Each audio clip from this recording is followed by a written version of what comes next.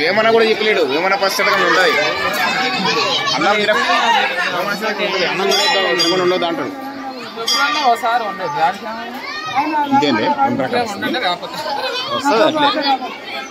నన్ను చూపిస్తుంది మిమ్మల్ని. నీ బాధ ఏంది? ఉపవాస బాధ. ఉపవాసం ఎందుకు ఉండాలి? అది ఎవరు సమాధానం చెప్పాలి ఇప్పుడు ఇక్కడ? నేను జరుగుతాగా ఆల్రెడీ చెప్పాను కదా నేను. ఉప అంటే దగ్గరగా, వాసం అంటే ఉండటం.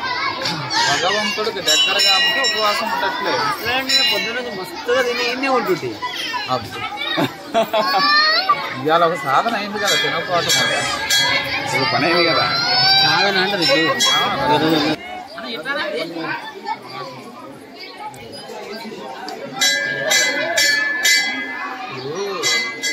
చెప్పాల్సిన అవసరం నేను